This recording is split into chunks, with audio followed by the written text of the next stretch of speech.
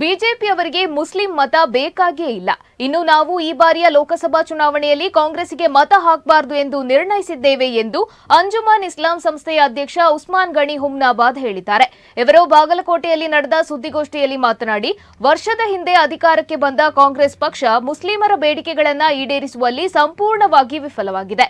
BJP ಸರ್ಕಾರ ಮುಸ್ಲಿಮರನ್ನ 2A ಹೊರಗೆ ಇಟ್ಟಿದ್ದರಿಂದ ಕಳೆದ ವರ್ಷದ ವಿಧಾನಸಭಾ ಚುನಾವಣೆಯಲ್ಲಿ ಅದಕ್ಕೆ ಸರಿಯಾದ ಪಾಠ ಕಲಿಸಿದ್ದೇವೆ.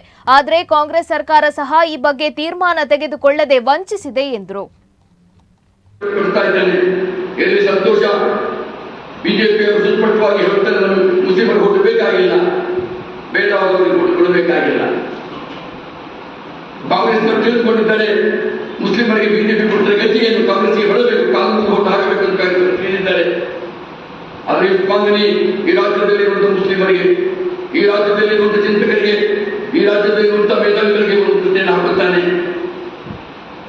800 ವರ್ಷಗಳಾದಂತ ಈ ಮುಸ್ಲಿಮರು ಅದಕ್ಕೆ ಪ್ರಭುತ್ವ ಹೊಂದಿದ್ರು. ರಾಜಕೀಯರು ನೀವೇನು ವಿಚಾರ ಮಾಡಿದ್ದೀರಿ?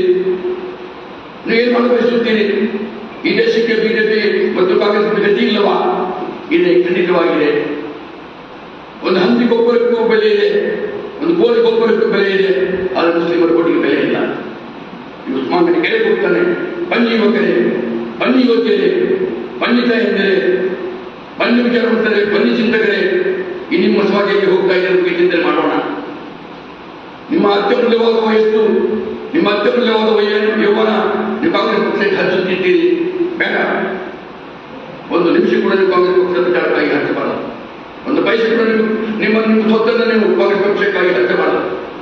ಹಚ್ಚೋದಾದ್ರೆ ಅದಕ್ಕಾಗಿ, ಹಚ್ಚೋದಾದ್ರೆ ಯಾವ ಕಾರಣಕ್ಕಾಗಿ, ಏನು ಬಂದಾಗಿದೆ ಬರುವ ಸಾಧನೆ ನಿಮಗೆ ಅಧಿಕಾರ ಇಲ್ಲ. 2 ಸಾಲ ಚುನಾವಣೆಯಲ್ಲಿ ರಾಜ್ಯದಲ್ಲಿ ಒಬ್ಬನು MP ಮುಸ್ಲಿಮನಾಗಲಿಲ್ಲ. ಈ ಸಾರಿ ಆಗುತ್ತಾನೆ ಇಲ್ಲ ಬರ್ತಿಲ್ಲ.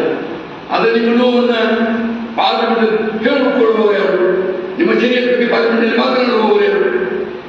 ಈ ಹೋಟೆಲ್ ಪಡೆದುಕೊಂಡು ಹೋಗುವಂತೆ ಕಾಂಗ್ರೆಸ್ಗೆ ಈ ರಾಜ್ಯದಲ್ಲಿ ಉರ್ದು PU ಕಾಲೇಜಿನ ಅವಶ್ಯಕತೆ ಇದೆ.